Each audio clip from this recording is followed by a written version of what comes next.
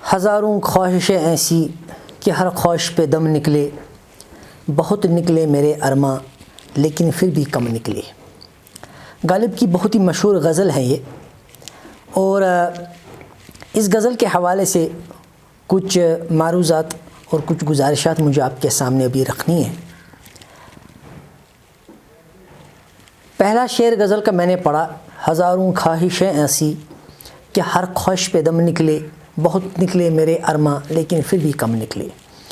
دم نکلنا کا مطلب ہے اصل میں انسان کی جو سانس وہ رک جائے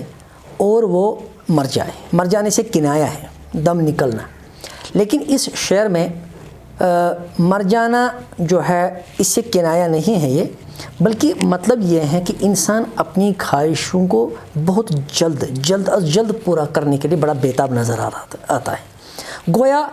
اپنی خواہشوں کو پورا کرنے کے لیے اپنی جان جو ہے وہ بھی گنوا سکتا ہے، وہ بھی دے سکتا ہے۔ حالانکہ جب جان اس کی چلی جائے گی، جب اس کی جان نہیں رہے گی اس کے پاس، جب روح پرواز کر جائے گی بدن سے، جسم سے، پھر اس کی خواہشیں کہاں رہیں گی جو جن کا وہ متمنی ہوگا، جن کو وہ طلب کرے گا، جن کے پورے ہونے کی وہ آرزو کرے گا۔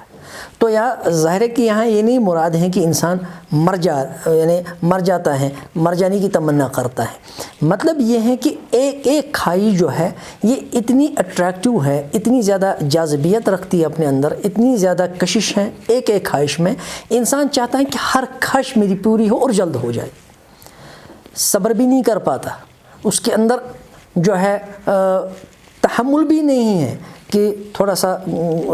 صبر کرے، چلیے آج یہ خواہش پوری نہیں ہوئی، کسی اور دن ہوگی، یا نہیں بھی ہوتی تو چلیے اتنی ساری خواہشیں پوری ہو گئی ہیں، اب ایک دو نہ ہوئیں یا چند خواہشات پوری نہ ہوئی تو کیا فرق پڑے گا؟ نہیں، ایسا نہیں ہے۔ ہزاروں خواہشیں ایسی،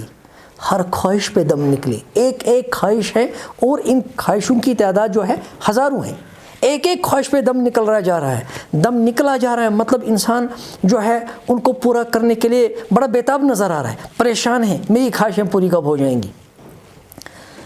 انسان کی جو زندگی ایک طرح سے دیکھا جائے تو اگر خواہش نہیں رہے گی انسان میں تو پھر انسان جیے گا کیوں؟ اگر انسان کے اندر خواہشات نہیں ہوں گی تو پھر انسان تگ و دو کیوں کرے گا، محنت کیوں کرے گا، وہ دنیا کی مشقتیں برداشت کیوں کرے گا؟ خواہش کا ہونا تو ضروری ہے، لیکن ایک سٹیج آتا ہے کہ جب انسان خواہشات کا غلام بن جاتا ہے، یعنی اس طرح کی وہ چاہتا ہے کہ ہر خواہش پوری ہو میری، حالانکہ دنیا میں ایسا نہیں ہوتا، انسان کی ہر خواہش کبھی پوری نہیں ہوتی۔ اسی وجہ سے آخر دم تک، جب تک اس کی آخری سانس نہیں جو ہے بند ہو جاتی، تب تک انسان کی خواہشیں ختم نہیں ہوتی، وہ ہمیشہ اپنی خواہشوں کو پورا کرنے کے لیے بےتاب نظر آتا ہے، پریشان نظر آتا ہے۔ آج ایک خواہش ہے تو کل دوسری خواہش آ رہی ہے، وہ پوری ہو گئی، تیسری خواہش یعنی سامنے آ رہی ہے، تیسری خواہش پوری ہو گئی تو خواہشوں کا جو ہے ایک لامتناہی، ایک غیر مختتم، ایک نہ ختم ہونے والا سلسلہ عمدہ چلا آ رہا ہے۔ ارے کتنی خواہشیں پوری ہو جائیں گی، خواہشیں پوری ہونے میں نہیں آتی۔ ایسا نہیں ہے کہ انسان کی کوئی خواہش پوری ہوتی ہی نہیں، بہت سے لوگ ہیں جو بڑی حویلیاں چاہتے ہیں تو ملتی ہیں، بہت سے لوگ ہیں جو بڑے مناصب پر فائز ہونا چاہتے ہیں تو ہو جاتے ہیں، بہت سے لوگ ہیں جن کو علم کی بھوک ہوتی ہے اور علم کی زبردست تشنگی پیاس ہوتی ہے تو ملتا ہے، کسی کو دولت کی، کسی کو اقتدار کی، کسی کو شہرت کی، کسی کو بڑا بننے کی، ہزاروں خواہشیں ہیں اور ہو جاتی ہیں پوری بھی، سب نہیں پوری ہوتی لیکن پوری بھی ہو جاتی ہے، لیکن انسان جو ہے مطمئن نہیں ہوتا۔ انسان کی نفسیاتی ایسی واقع ہوئی ہے کہ وہ مطمئن ہوتا ہی نہیں، قانع نہیں بنتا، وہ اس کے اندر قناعت جو ہے وہ نہیں آتی۔ اسی وجہ سے صوفیہ نے جو طریقہ انسان کو سکھایا وہ قناعت کا طریقہ سکھایا۔ صوفیہ نے کیا کیا، انہوں نے ان خواہشوں پر لگام لگانے کے لیے، قدغن لگانے کے لیے، پابندی لگانے کے لیے انہوں نے ایسے جو طریقے ہمیں بتائے جن سے ہم قانع بن جائیں، قناعت کریں اور خواہشوں کو بے لگام نہ چھوڑیں۔ لیکن غالب نے شعر میں ایک انسانی نفسیات جو ہے ایک حقیقت بیان کی ہے کہ ہزاروں خواہشیں ایسی، ہر خواہش پہ دم نکلا جا رہا ہے، ہر خواہش پہ بہت نکلے میرے ارماں لیکن پھر بھی کم نکلے۔ ارماں تو میں نے پورے ہو گئے بہت سے، لیکن پھر بھی کم ہو گئے۔ خواہشیں برابر ہیں، ارمان برابر ہیں، پورے ہو رہے ہیں لیکن اور عمدے چلے آ رہے ہیں سیلاب کی طرح، اور اور خواہشیں ابھر رہی ہے اور خواہشیں پیدا ہو رہی ہیں درون دل، انسان کے دل کے اندر خواہشیں پورے کرنے کا جذبہ ابھر رہا ہے۔ تو اس حقیقت کو یوں بیان کیا، ہزاروں خواہشیں ایسی کہ ہر خواہش پہ دم نکلے، بہت نکلے میرے ارماں لیکن پھر بھی کم نکلے۔ پھر اگلے شعر میں کہا کہ ڈرے کیوں میرا قاتل، کیا رہے گا اس کی گردن پر۔ اتنا خوبصورت شعر ہے، بہت ہی پیارا شعر ہے یہ۔ کہا ڈرے کیوں میرا قاتل، کیا رہے گا اس کی گردن پر، وہ خون جو چشم تر سے عمر بر یوں دم بدم نکلے۔ کہے گا میرا قاتل مجھ سے کیوں ڈرتا ہے، مجھے قتل کرنے میں ڈرتا کیوں ہے، آخر مجھے قتل کرے گا، میرے قتل کے بعد میرا کون سا خون اس کی گردن پر رہے گا،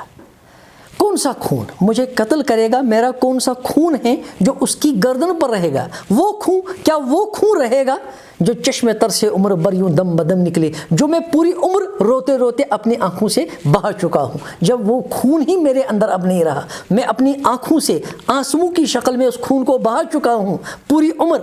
اب وہ مجھے قتل کرے گا تو میرا کون سا خون اس کی گردن پر رہے گا، میرا کوئی خون اس کی گردن پر نہیں رہے گا۔ وہ مجھے قتل کرے، مجھے مار ڈالے، وہ میرا نام و نشان مٹا دے، صفحہ ہستی سے مجھے ناپید کر دے، میرا کوئی خون اس کی گردن پر نہیں رہے گا، کیونکہ میری رگوں میں اب خون ہی نہیں ہے، وہ تو آنسو بن کر میری آنکھوں سے بہہ چکا ہے پوری عمر۔ میں تو پوری عمر روتا رہا ہوں، میں تو پوری عمر اپنی آنکھوں سے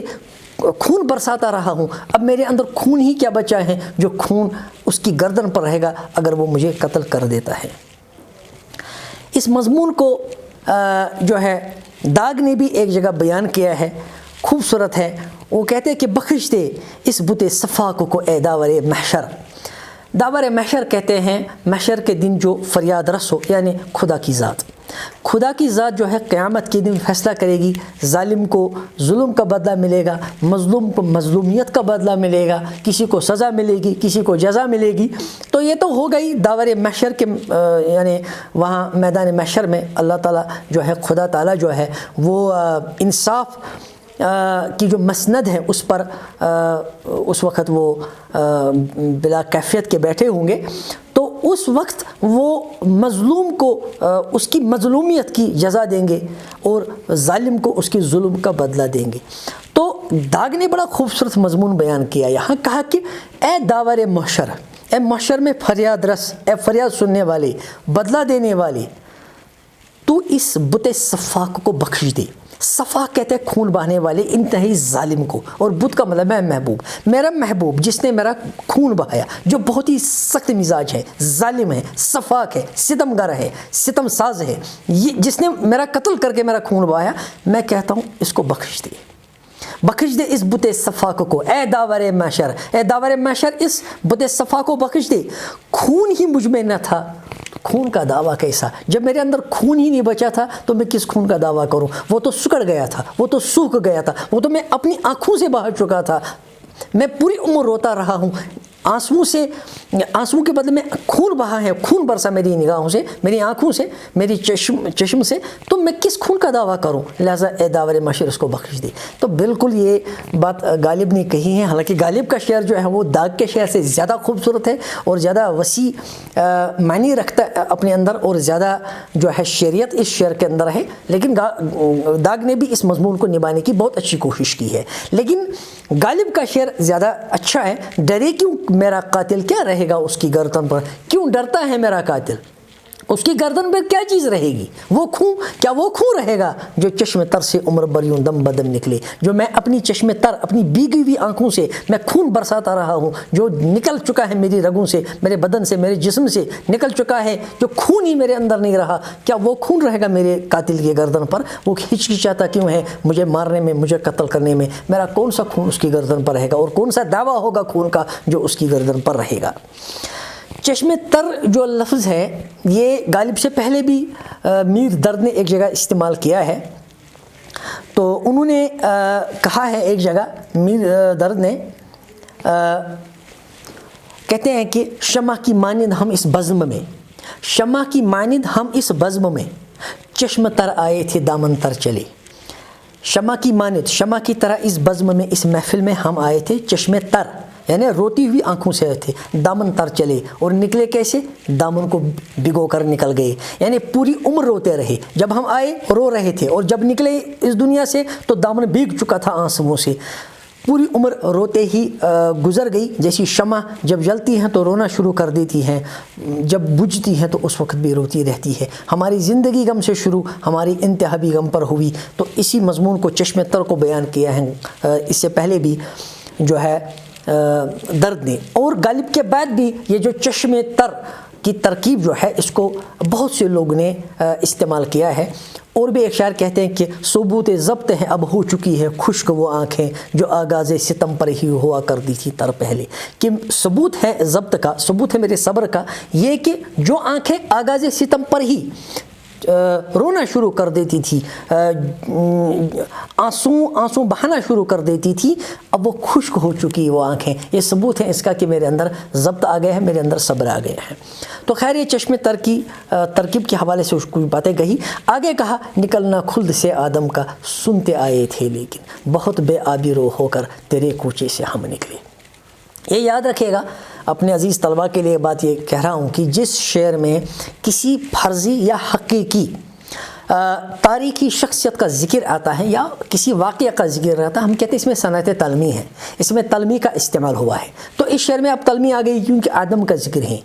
اب نکلنا خلد سے آدم کا سنتے آئے تھے لیکن آدم نے جیسا کہ مذہب کی کتابوں میں آتا ہے پھل کھایا تھا اس ممنوع شجر کا، اس درخت کا جس سے آدم کو منع کیا گیا تھا، اس کے قریب نہیں جانا، انہوں نے اس کا پھل کھایا تھا۔ تو اس غلطی کی وجہ سے آدم جو ہے اس سہو کی وجہ سے جو آدم سے سرزد ہوا تھا، تو اس سہو کی وجہ سے آدم کو نکلنا پڑا تھا جنت سے، خلد سے نکلنا پڑا تھا۔ یہ تو ہیں، اللہ نے کہا کہ یہاں سے نکلو کیونکہ اب آپ نے تو اس کا میوہ کھایا، میں نے کہا تھا اس کے قریب ہی نہیں جانا، اب تو میوہ بھی کھا گئے اس درخت کا، لہٰذا نکلو۔ لیکن اب اپنے محبوب پر طنز کرتے ہیں، کہتے ہیں کہ بہت بے آبی رو ہو کر تیرے کوچے سے ہم نکلے۔ آدم جو ہے ان سے سہو ہو گیا تھا، پھر سہو کی وجہ سے ان کو جنت سے نکالا گیا، لیکن اس سے بھی زیادہ بے عزتی میری ہوئی ہے جبکہ میں نے کوئی گناہ ہی نہیں کیا تھا، جبکہ مجھ سے کوئی سہو ہی سرزد نہیں ہوا تھا، میں نے کوئی غلطی نہیں کی تھی، لیکن اس کے باوجود اے محبوب میں تیرے کوچے سے ذلیل ہو کر رسوا ہو کر نکلنا پڑا مجھے۔ ایسا کیوں؟ نکلنا خلد سے آدم کا سنتے آئے تھے لیکن آئے تھے ہم سنتے ہوئے کہ آدم نکلے ہیں سہو کی وجہ سے، اور یہ تو مشہور واقعہ ہیں جو ہیں بائبل میں آیا ہے، قرآن میں آیا ہے، اور بھی مذہب کی کتابوں میں یہ واقعہ ہیں، مشہور ہے۔ تو لیکن میں کیوں نکلا تیرے کوچے سے؟ مجھے کیوں نکالا گیا تیرے کوچے سے؟ بہت بے آبی رو ہو کر تیرے کوچے سے ہم نکلے۔ نکلنا خلد سے آدم کا سنتے آئے تھے لیکن ہم نے سنا تھا، لیکن جب آج خود میری ذات پر یہ گزرا، اس تجربے سے میں خود گزرا ہوں کہ مجھے میرے محبوب کے کوچے سے نکالا گیا، اے محبوب تیرے کوچے سے ذلیل ہو کے اور رسوا کر کے مجھے نکالا گیا، تب مجھے یہ واقعہ یاد آیا کہ آدم علیہ السلام جو ہیں وہ بھی ایک صاحب کی وجہ سے جنت سے ایک بار نکل گئے تھے۔ تو اس میں ایک عجیب آدم کے ساتھ ایک تشبیہ دے دی، گویا جیسے آدم کے لیے جنت تھی، اے میرے محبوب تیرا کوچہ میرے لیے جنت تھا، اور آدم نے وہاں ایک ان سے سہو ہو گیا تھا جس کی وجہ سے ان کو نکالنا پڑا۔ میں نے تو کوئی سہو بھی نہیں کیا تھا، میں نے کوئی غلطی بھی نہیں کی تھی، بس ایک سب سے بڑی غلطی کہ تم سے پیار کیا، تم سے محبت کی، تمہیں دل دیا، تم سے عشق کیا، تم پر اپنی جان دے دی، اس کے علاوہ کوئی گناہ نہیں تھا، لیکن مجھے بھی اس جو ہے اس کوچے سے رسوا ہو کر نکلنا پڑا۔ آج مجھے سمجھ میں آیا کہ آدم کا جنت سے نکلنا کیا معنی رکھتا ہے۔ تو اسی مضمون کو بیان کیا یہاں، نکلنا خلد سے آدم کا سنتے آئے تھے لیکن بہت بے آبی رو ہو کر تیرے کوچے سے ہم نکلے۔